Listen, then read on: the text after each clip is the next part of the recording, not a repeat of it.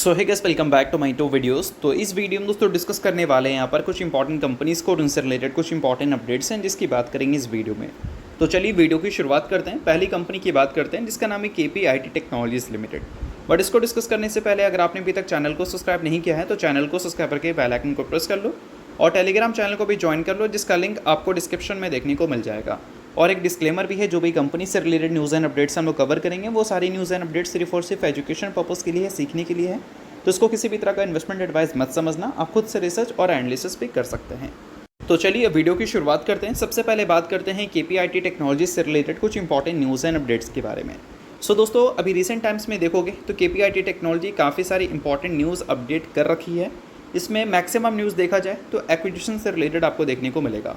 एक न्यूज़ अभी निकल के आ रही है कि KPIT टेक्नोलॉजी की जो UK की सब्सिडरी है उसने $6 मिलियन देकर वो XI SRL नाम की एक कंपनी है इटली की, उसको उन्होंने एक्वायर किया है। और रिसेंट टाइम्स में देखोगे तो काफ़ी सारी acquisition strategy KPIT technology follow करती हुई दिखी है, अपने बिजनेस को बोल सकते हैं एक्सपैंड करने के लिए और अपने रेवेन्यू ग्रोथ को मेंटेन करने के लिए। इसमें एक एक्विजिशन आपको देखने को मिला था केयरसॉफ्ट का। केयरसॉफ्ट को एक्वायर करने का सिंपल सा रीज़न है कि KPIT अभी के टाइम पे जो रेवेन्यू जनरेट करती है वो पैसेंजर व्हीकल्स वाले सेगमेंट से ज़्यादा आता है और कमर्शियल व्हीकल्स वाले सेगमेंट से कम आता है। बट कंपनी का फोकस है कि आगे चलकर कमर्शियल व्हीकल्स वाले सेगमेंट से भी कंपनी को अच्छा रेवेन्यू जनरेट करना है। तो उस सेक्टर में कंपनी का प्रेजेंस अच्छा होना चाहिए। तो केयरसॉफ्ट को उन्होंने एक्वायर इसलिए किया है क्योंकि इसका प्रेजेंस कमर्शियल व्हीकल्स वाले सेगमेंट में अच्छा है, इस वजह से। और कंपनी ने अभी रिसेंटली क्या किया था कि $51 मिलियन देकर जो केयरसॉफ्ट में पोजीशन है उसको और भी ज़्यादा इंक्रीज़ किया था। और रिसेंट टाइम्स में देखोगे तो काफ़ी सारी सब्सिडरीज़ में उन्होंने पैसा डाला भी है, बोल सकते हैं इन्फ्यूज़ किया है, जिसमें एक सब्सिडरी है UK की और दूसरी सब्सिडरी है US की। सो अब दोस्तों, वीडियो में आगे बढ़ने से पहले बात कर लेते हैं सेबी रजिस्टर्ड टेलीग्राम चैनल के बारे में, जिसको चाहो तो आप ज्वाइन कर सकते हो। अब ज्वाइन करने का सबसे बड़ा बेनिफिट क्या है वो मैं आपको समझा देता हूँ। देखो, मार्केट से रिलेटेड जो इंपॉर्टेंट एनालिसिस होते हैं वो आपको यहाँ पर देखने को मिलता है, वो भी बिल्कुल फ्री ऑफ कॉस्ट। उसके अलावा काफ़ी सारी कंपनी के चार्ट्स आपको देखने को मिलते हैं रेगुलर बेसिस पे, जो कि यूट्यूब पे तो अब आपको देखने को मिलेगा नहीं।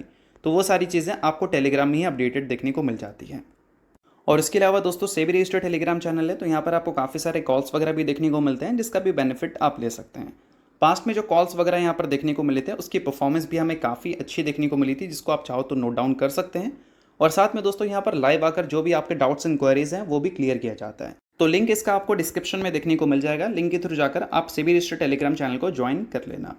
अब इन सारी चीज़ों के बाद अगर हम बात करें कंपनी के आने वाले क्वार्टर्स के अर्निंग्स के एस्टिमेट को लेकर, तो गोल्डमैन सैच ने ये कहा है कि कंपनी के आने वाले Q2 के जो नंबर्स हमें देखेंगे उसमें कंपनी के रेवेन्यू हमें डिक्लाइन होते हुए नज़र आ सकते हैं। अगर पिछले 3-4 सालों की हिस्ट्री को देखोगे आप तो KPIT टेक्नोलॉजी में रेयर मोमेंट ये दिखेगा, कंपनी अपने रेवेन्यू को जल्दी डी ग्रोथ रिपोर्ट नहीं करती हुई दिखती है, चाहे हम Q-on-Q बेसिस की बात करें या फिर ईयर ऑन ईयर बेसिस पे। बट गोल्डमैन सैच ने कहा है कि Q2 में कंपनी के रेवेन्यू गिरते हुए नज़र आ सकते हैं।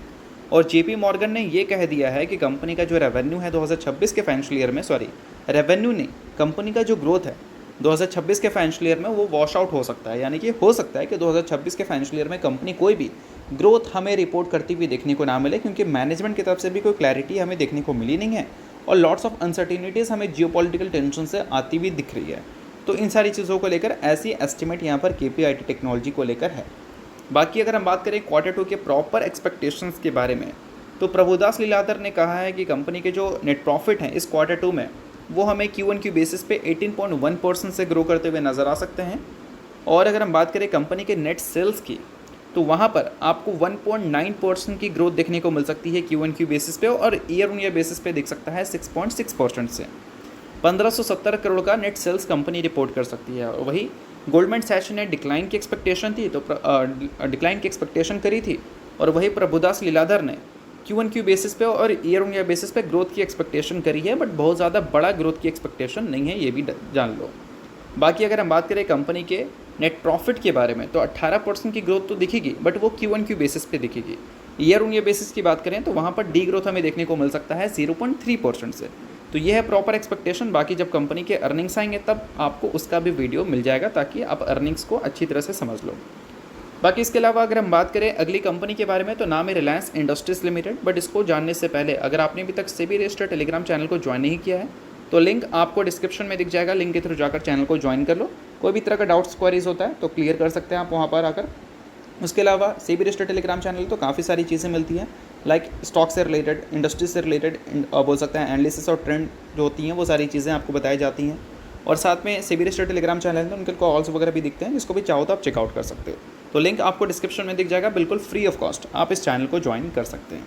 अब दोस्तों रिलायंस की बात कर लेते हैं। तो रिलायंस से रिलेटेड एक आर्टिकल पब्लिश हुआ है। आर्टिकल में मेंशन है कि रिलायंस के अर्निंग्स कैसे आ सकते हैं और कब हमें देखने को मिलेंगे। तो सबसे पहले अगर हम बात करें अर्निंग्स की डेट के बारे में, तो 17 अक्टूबर का डेट यहाँ पर मेंशन देखने को मिल जाएगा, जिस दिन कंपनी अपने क्वार्टर 2 के रिजल्ट को हमें शो करती हुई दिखेगी। अब क्वार्टर 2 को लेकर एक्सपेक्टेशंस क्या है, तो देखो कोटक सिक्योरिटीज़ की तरफ से एक्सपेक्टेशंस रिपोर्ट हुई है। इसमें बताया गया है कि कंपनी का जो नेट सेल्स है वो इस बार 11% से ग्रो कर सकता है ईयर ऑन ईयर बेसिस पे, और Q1Q बेसिस पे 5.7% से ग्रो कर सकता है। और वही बात करें अगर हम कंपनी के प्रॉफिट आफ्टर टैक्स के बारे में, तो वहाँ per year on year basis पे ग्रोथ 10.3% से दिख सकती है, और Q1Q बेसिस पे ग्रोथ 1.1% से दिख सकती है।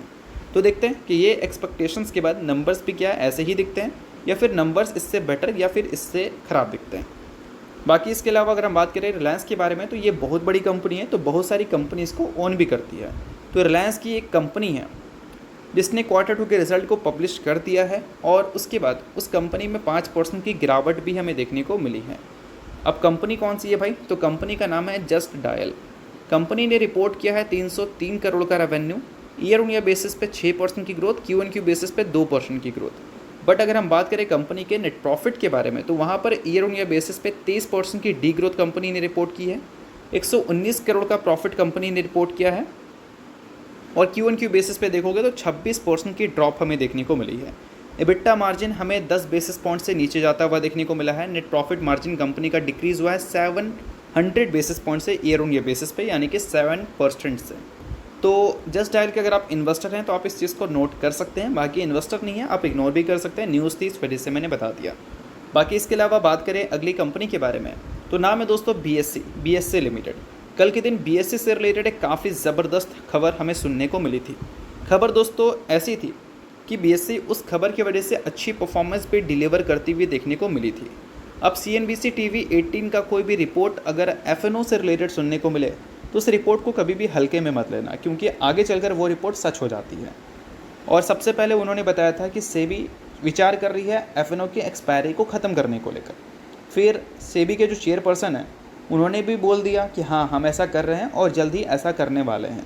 फिर काफ़ी सारे हमें फीडबैक्स आती हुई देखने को मिली एक्सचेंज की तरफ से, चाहे NSE की बात करें या फिर BSE की, ब्रोकर की बात कर सकते हैं। उन्होंने बोला कि नहीं भाई आप ऐसा मत करो, क्योंकि हमारा बहुत ज़्यादा बिजनेस वहाँ से आता है, अगर आप ऐसा कर दोगे तो हमारा बिजनेस ठप पड़ सकता है, रेवेन्यू में 40-50% का ड्रॉप आ सकता है। तो इन सारी चीज़ों के बाद सेबी ने बोल सकते हैं वो सारी चीज़ों को इम्प्लीमेंट तो नहीं किया था, बट डेटा कलेक्ट करना शुरू किया था। और CNBC TV 18 का एक सोर्स ने ये चीज़ क्लेम किया है कि कोई भी चेंजेस हमें देखने को नहीं मिलेगी वीकली ऑप्शन एक्सपायरीज में। ये एक ज़बरदस्त खबर है। अनलेस डेटा अगर हमें देखने को मिलते हैं अनयूजुअल ट्रेडिंग एक्टिविटीज़ से रिलेटेड, तो इस चीज़ को ध्यान में रखना। बाकी इसके अलावा अगर हम बात करें सेबी के बारे में, तो उन्होंने बताया है कि वो देखेगी जुलाई से लेकर सितंबर का डेटा इस साल का, किस चीज़ का, डेरिवेटिव्स का। और ये चीज़ें CNBC TV 18 ने कहा है, और उसमें अगर कोई चीज़ें ऐसी देखने को मिलती हैं जो कि अनयूजुअल है, तो उस केस में ये सारी चीज़ें इम्प्लीमेंट हो सकती है। बाकी इसके अलावा यहाँ पर यह भी बताया गया है कि जो रेगुलेटर है यानी कि सेबी, वो हो सकता है कि और भी काफ़ी सारी चीज़ों को इम्प्लीमेंट कर दे। रिटेल इन्वेस्टर की जो पार्टिसिपेशन है FNO सेगमेंट में, उसको कम करने के लिए, कूल करने के लिए या फिर कम करने के लिए, जो बोलो, before weekly option expiry ending. तो इन सारी चीज़ों को आप नोट करो। मतलब अभी के टाइम पे देखा जाए तो सोर्स सिंपल सा ये कह रहे हैं कि अभी के टाइम पे सेबी वीकली एक्सपायरी को नहीं हटाने वाली। अगर उनको कोई चीज़ डेटा में देखने को मिलती है जो कि रिटेल इन्वेस्टर्स के लिए अच्छा नहीं है, अनयूजुअल ट्रेडिंग एक्टिविटी है, तो उस केस में वो चीज़ें इंप्लीमेंट हो सकता है। बट अभी के टाइम पे वो नहीं हो रहा है, ऐसा बोल सकते हैं सोर्स ने क्लेम किया है। बाकी ये सारी चीज़ों को सेबी कब कंफर्म करती है, इसको देखना बहुत ज़्यादा इंटरेस्टिंग होगा। अब इसके अलावा बात करें अगली कंपनी के बारे में, तो नाम है दोस्तों कैम्स। रिसेंटली कंपनी ने 1:5 के रेशियो में स्प्लिट दिया था, इसी महीने कंपनी अपने क्वार्टर 2 के रिजल्ट को भी पब्लिश करेगी और उसके साथ कंपनी आपको डिविडेंड भी देती हुई नजर आएगी। तो रिजल्ट के साथ कंपनी आपको इस बार आपको इसी महीने में स्प्लिट भी देती हुई नजर आ रही है। सो अगर आप कैम्स के शेयर होल्डर हैं तो आप इस चीज़ को नोट कर सकते हैं। शेयर होल्डर नहीं है, इग्नोर कर सकते हैं, न्यूज़ थी इस वजह से मैंने बता दिया, बाकी ये कोई रिकमेंडेशन नहीं है। तो चलिए दोस्तों, ये वीडियो यहीं तक था। आप करता हूँ वीडियो आपको अच्छा लगा, लाइक कीजिए, सब्सक्राइब कीजिए। वीडियो के लिए बहुत बहुत शुक्रिया।